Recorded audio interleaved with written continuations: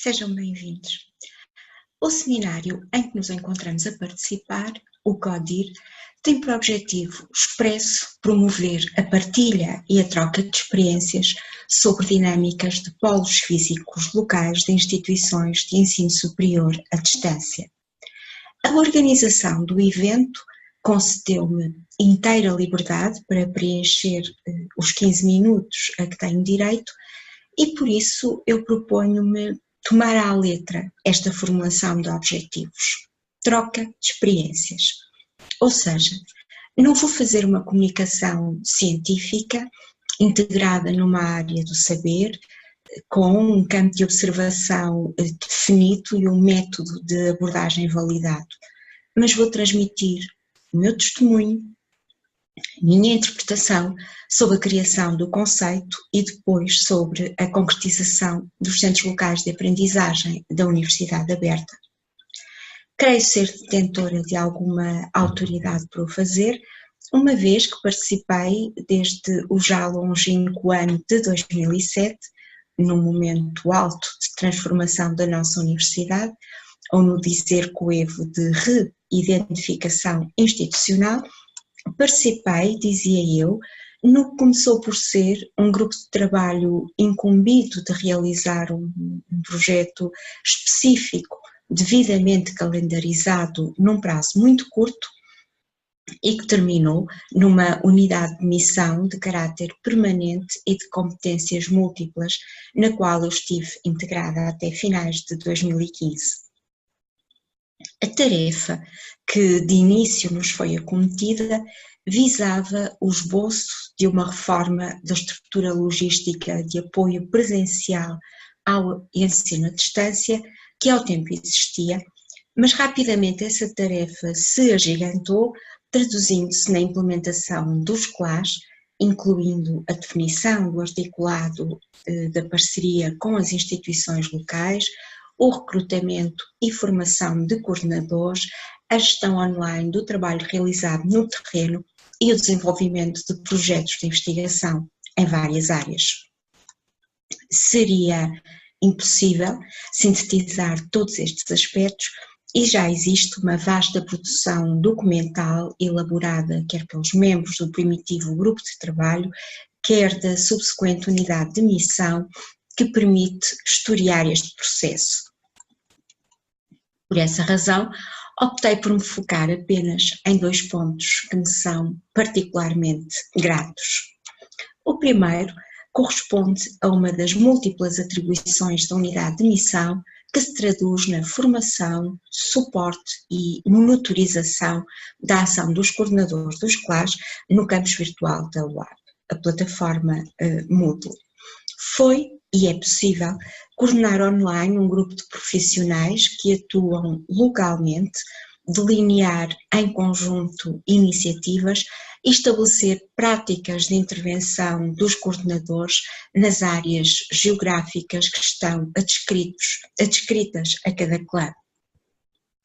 E mais do que o caráter pragmático da possibilidade de gerir online a ação concertada de um grupo de pessoas disseminadas pelo território, eu acentuaria a criação entre todos de um ambiente de proximidade, exigente, mas acolhedor.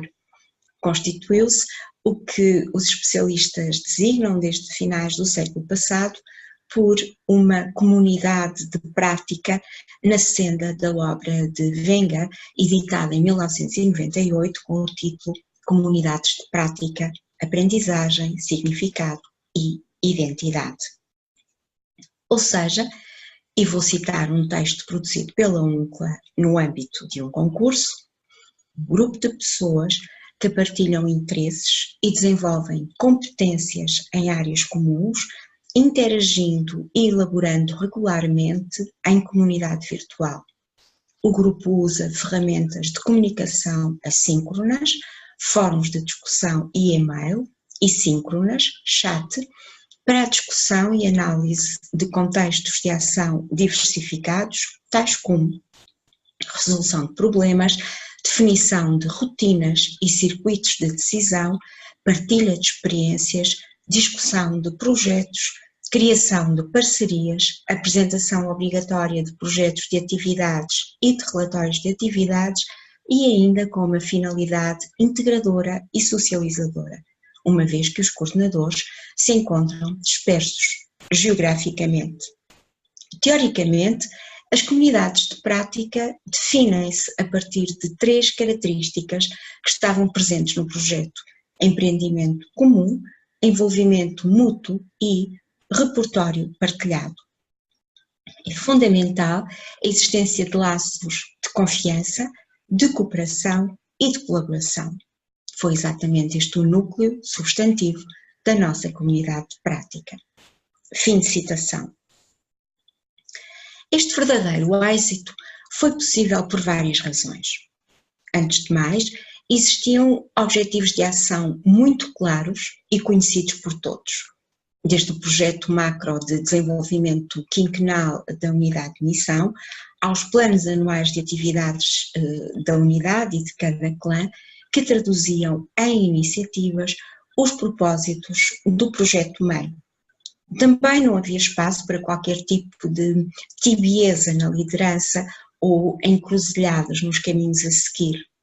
E, sobretudo, atrevo-me a dizê-lo, porque foi cumprido de forma rígida um requisito muito simples, a saber, a relação permanente e ativa que envolvia os membros da unidade de missão e os coordenadores.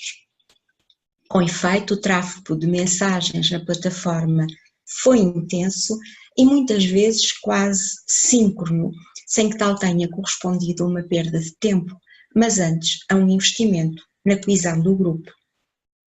E tal como se constrói uma turma online, pela presença constante do professor, pela certeza por parte do aluno de que a sua intervenção no fórum vai obter uma resposta, também foi através do cumprimento escrupuloso dessa condição que esta comunidade se foi fortalecendo.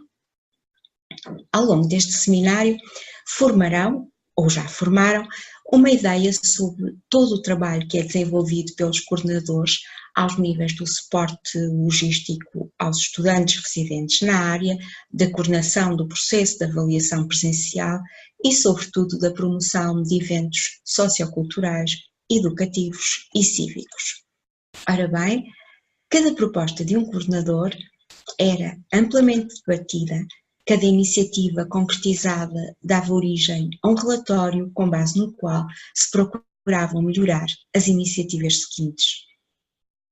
As funções que cada coordenador de clã desempenhava, de planificação, organização e dinamização da atividade, não eram desenvolvidas de forma isolada, mas discutidas por todos e saudavelmente apropriadas por quantos resolviam replicar as mesmas iniciativas nas suas áreas, de acordo, evidentemente, com as especificidades das dinâmicas locais.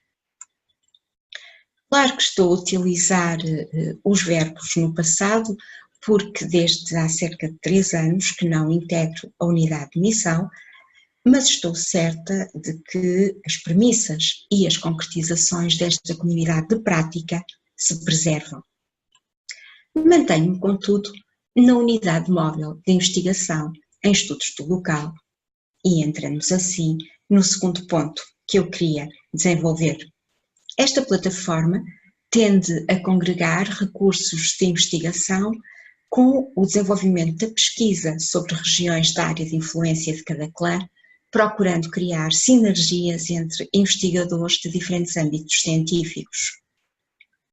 Sendo uma das maiores responsabilidades das instituições universitárias a de promover a investigação cimentada em bases conceituais e metodológicas sólidas, encontrando-se a criação da rede de clãs em marcha, a UNCLA direcionou os seus esforços para a área da construção do conhecimento. No meu caso específico, uma vez que tenho formação em História, e retomo de novo o tom quase confessional de um testemunho, redirecionei uma vertente importante da minha pesquisa e orientação de pesquisa para as pequenas e médias cidades, preferencialmente aquelas em que se sediam os centros locais de aprendizagem. São já vários os trabalhos realizados e editados E devo salientar o deliberado vínculo que se mantém entre esta área e a investigação que é desenvolvida nos seminários da licenciatura em História, em vários mestrados e no doutoramento, que integram a componente de História e Património. Para além das pesquisas monográficas, foi criada a Rede Internacional das Pequenas Cidades no Tempo, na qual a Universidade participa, realiza eventos científicos de formação e está envolvida em 2 projetos internacionais.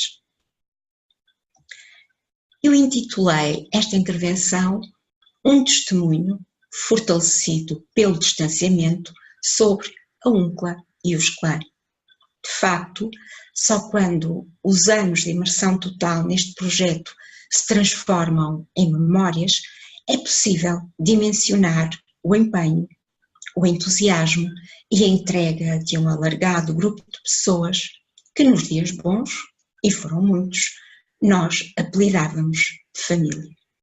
Muito obrigada.